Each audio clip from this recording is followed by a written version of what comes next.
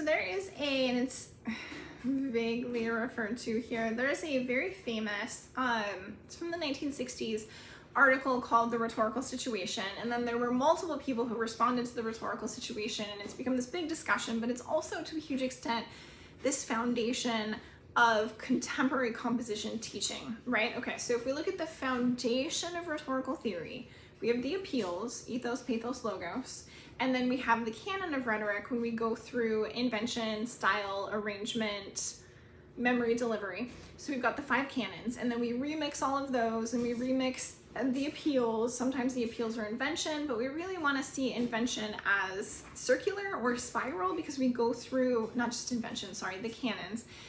Sometimes we're like thinking through invention and we're pulling on the appeals. Sometimes we're looking at style or arrangement, and again, we're still pulling on the appeals to say what's appropriate at this time period, which is also connected to invention. And sometimes we're delivering it and adjusting based on immediate feedback or in response to, and so then we kick off the whole cycle again. And so that's where like we kind of layer on top of all of this. This is writing process. These are the thinking patterns that occur as a part of the everyday writing process. And so to give students access to all of this, or to like construct their writing process, not just as, and this is what so many, especially early undergrads do, where it's brainstorming, outlining, drafting, revising, editing, publish. And they're like linear, done. And like the biggest bad habit that I try to break them of, especially in first year composition, is you don't brainstorm once, or you don't, like if you brainstorm once, you don't immediately outline all of those ideas because you learn while you write. So the drafting process is a learning process. And so there are times during the drafting process where it's beneficial to go back to your brainstorm list to flesh out an idea, or to realize you're going in a different direction. And so to go back to your brainstorm list and potentially change your outline, move stuff around. Andrews talks about moving stuff around in his chapter because we all do that when we write, but that's a sign of a more sophisticated writer. And so understanding how to do all of that and like where to put it all. And so what we have with the 1960s, because we're really talking about the rhetorical situation here, Bitzer comes up with this idea, the rhetorical situation, and he names it, or he says the 3 categories are exigence, audience, and constraints. So what is the situation? Like literally, who's there, audience? What are you talking about? What is the timing of that talk? What are the needs of the audience member in that particular situation at that particular time? And what are the constraints? What can they not deal with? What is outside of your argument? But those are really dense and heavy words for students to understand. And so over time, and with all of these texts that have responded to his original, we've really turned it into this idea of, and we usually call it the rhetorical triangle: text, context, and audience. I always add a circle around mine because all of this has culture attached to it, or it is in response to culture, or it is situated within a culture. I think situated within a culture is really the best way to understand it. We're trying to invoke culture when we build an argument in a text. So we're really looking at like, what is the text?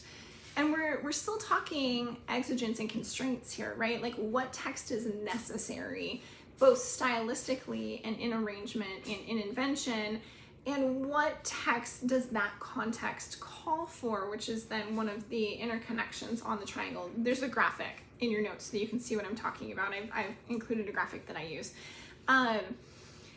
And so text, context, audience, and even with text, context, audience, I pull in discourse, community, and culture, because what are the genres? What are the genre patterns? What are the language patterns? How do the language patterns invoke culture, and how do we use that to determine what texts are available to us and what texts are expected by our audience? And then how do we put one together so that it's understood by the audience within that particular context? And so in the middle, before we start getting into, we're on page 48 of the chapter. So in the middle of this chapter, towards the beginning of this chapter, Andrews kind of throws out this reference to rhetorical situation. So I wanted to just do a brief video, rhetorical situation today. It really did start with the foundation of rhetoric, right? What are the appeals and what are the canons? And then how do we re-understand these? And Bitzer is going less, understand these like handbooks. So what we saw with the Hellenistic period and more Plato, but liking rhetoric, how do we build this into a working theory of communicative acts, which is a part of where exigence, audience, and constraints are really useful to him.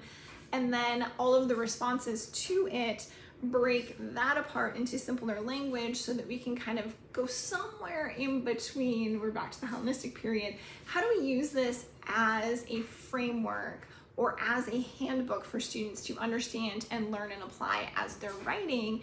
And we're trying really hard not to oversimplify it like a writing process, but it's really difficult to explain depending on the age and the maturity and the developmental state of your learner or of the person writing.